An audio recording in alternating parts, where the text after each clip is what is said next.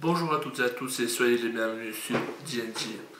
Aujourd'hui je vais vous parler en fait d'une review du Nexus 6. Donc mon collègue Josué vous avez fait la revue iPhone 6, donc la revue surtout photo vidéo. Vous pouvez la retrouver ici quelque part par là. Donc lui vous avez fait cette revue dans la partie photo vidéo et je vous avais dit à la fin que moi j'allais faire de même avec le Nexus 6. Alors, donc on va faire ça aujourd'hui, simplement je t'ai déjà précisé, certains vont rigoler quand même. Personnellement, j'ai jamais utilisé ou très rarement utilisé mon téléphone pour faire de la photo ou de la vidéo. Simplement parce que moi quand je fais un tel travail, je veux vraiment de la qualité et j'arrive jamais à obtenir de la bonne qualité avec un téléphone portable, ce qui est tout à fait normal, hein. Maintenant, pour vous dire, je me suis servi de l'appareil photo d'un téléphone peut-être 3 ou 4 fois en 5 ans, ou 6 ans, pour vous dire, hein. C'est vraiment pour dire. Voilà, d'ailleurs j'avais un ancien téléphone, le HTC One, qui avait aucune photo dessus. Et les seules fois où je prenais des photos, en fait, c'est vite pour les envoyer à quelqu'un, mais très très rapidement. Donc c'est vrai, je m'en sers pratiquement jamais.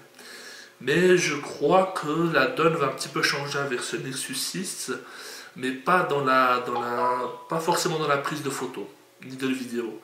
Je vais vous expliquer ça tout de suite. Donc le Nexus 6, pour information, c'est ça, d'accord. C'est un téléphone Android de 6 pouces, d'accord, avec un écran de 6 pouces, donc vous voyez là vous avez le flash, d'accord. Et en fait, simplement ce qu'il faut savoir, c'est, hormis le fait qu'il y a un écran 6 pouces, ce qui évidemment aide pour le visionnage des photos, c'est surtout en fait son calibrage qui m'intéresse, d'accord. Pourquoi son calibrage? Alors certains diront sur internet que les blancs sont jaunes et que les couleurs sont trop saturées et que le noir est trop noir. Alors, le noir est très noir, c'est sûr. Les couleurs sont légèrement sursaturées, c'est sûr. Par contre, les blancs sont jaunes, ça aussi c'est sûr. Mais pour moi, c'est juste tout bénef. Pourquoi? Pour la simple et bonne raison, je vais juste éteindre le flash, pour la simple et bonne raison que moi j'ai un écran calibré. Pour les photos, je suis d'abord un écran calibré pour avoir exactement la même impression que les grandes entreprises qui impriment justement vos photos, hein. Donc on a tous un écran calibré pour avoir la même base de travail. Et je m'amusais l'autre jour justement à comparer les deux écrans, puis je me dis mais tiens, alors c'est vrai que les blancs sont plutôt jaunes, hein, ça c'est clair, mais ils correspondent parfaitement au blanc que j'ai sur mon ordinateur, en fait, sur l'écran de mon ordinateur, qui lui est calibré avec le son. Après, c'est vrai que les couleurs sont un petit peu plus saturées sur le téléphone, ça c'est clair et net, hein. Voilà, c'est un écran AMOLED, donc forcément c'est un peu plus saturé, mais c'est légèrement sursaturé. Alors, ça veut dire que sur cet appareil-là, je pourrais montrer mes photos, par exemple, éventuellement à ceux à qui je vais faire des photos, leur montrer un petit peu mon travail, donc je peux leur montrer, juste leur dire faites gaffe, un petit peu les couleurs sont un peu plus saturées ici. Mais au niveau des blancs et des noirs, c'est juste parfait. C'est juste parfait, c'est vraiment. C'est à 56 000 Kelvin, les blancs sont au bon niveau, les autres couleurs aussi. Ce qui je dérange un petit peu, c'est juste le rouge, le bleu et le vert qui sont un petit peu sursaturés. Bah tiens, je vais mettre un petit peu le flash, comme ça vous allez peut-être mieux voir mon visage.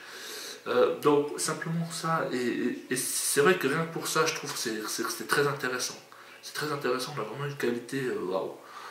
Voilà, donc c'est un écran aussi qui est QHD, donc c'est pas de la 4K, c'est de la 2K. Donc en fait, on a une densité de pixels de presque 500 pouces par pixel, donc c'est juste parfait. C'est génial, enfin 500 pixels par pouce, pas 500 pouces par pixel. Voilà. Donc vraiment, de ce point de vue, c'est juste parfait. Maintenant, on va un petit peu discuter de la qualité photo et vidéo et vous allez avoir des extraits qui vont passer ici. Donc, pour la photo, en extérieur, c'est bon. C'est relativement bien. Les couleurs sont peut-être un petit peu pâles, mais enfin, ça passe. Alors, c'est un capteur 13 millions de pixels de chez Sony. C'est vrai que le Sony Xperia Z2, Z3 sont reconnus pour avoir un très bon capteur photo. Ce Nexus 6 est juste, alors apparemment d'après les premiers tests, juste un petit peu devant le Nexus 6. Je parle bien en photo de jour. devant l'iPhone 6, pardon, il est un petit peu devant l'iPhone 6, il est en 3e position, d'accord. Donc au niveau photo, c'est juste excellent, c'est très bien. C'est excellent pour un appareil photo de téléphone portable, qu'on s'entende bien. Évidemment, à cause de la taille du capteur, ça manque un peu de profondeur, etc. Donc voilà, la profondeur de champ, elle n'est pas tellement bien faite. Mais ils ont créé un système, en fait, qui s'appelle l'effet focus. Vous allez mettre un objet ou quelqu'un, et vous allez devoir bouger votre appareil photo d'une certaine manière. Donc en fait, l'appareil va vous dire, bah, monte-le en haut, bien descends-le, ou bien tourne-le comme ça, enfin. Et vous allez en fait avoir justement le flou qui va se créer en arrière-plan. Donc absolument pas à faire avec du portrait parce que c'est vraiment complètement irréaliste. Mais l'avantage, c'est un petit peu à l'instar d'un litro, c'est que vous pouvez après refaire la mise au point comme vous voulez, plus ou moins. C'est bien, mais ça reste gadget. Donc voilà, on n'aura pas la même expérience qu'un appareil photo. C'est pas de la vraie profondeur de champ. C'est artificiel en fait. Ensuite, pour la vidéo, en plein jour, encore une fois, donc il dispose d'un capteur qui peut filmer en 4K, d'accord. Contrairement à l'iPhone, il n'y a pas de mode slow motion ou bien time-lapse, d'accord.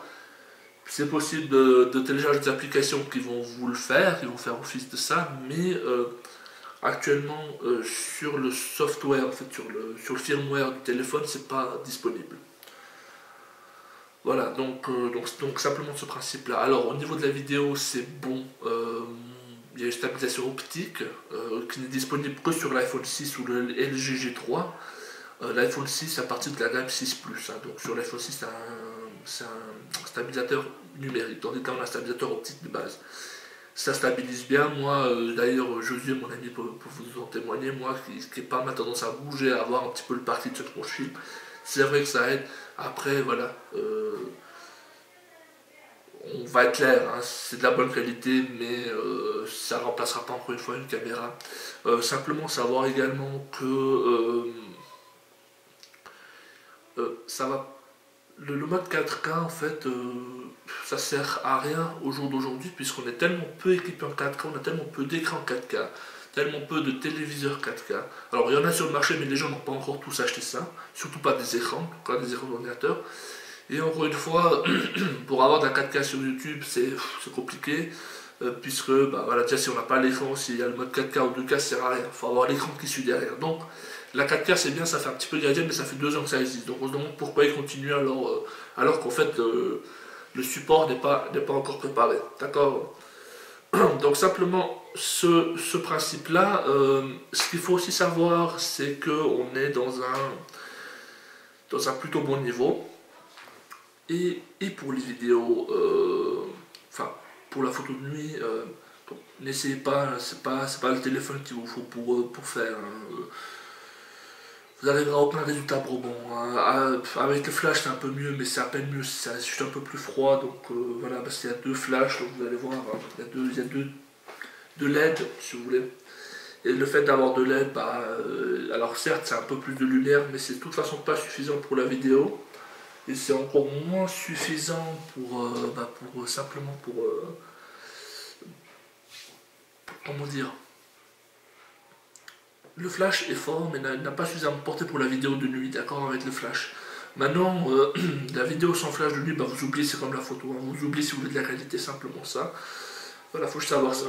Voilà, donc n'hésitez pas à poser des questions, à nous envoyer votre demande d'amis sur Facebook, Twitter, etc. Donc tous les liens sont dans la description. Et quant à moi, je vous dis une excellente journée et excellente soirée, excellente fin de semaine, ce que vous voulez, et une bonne journée et ciao, bye bye.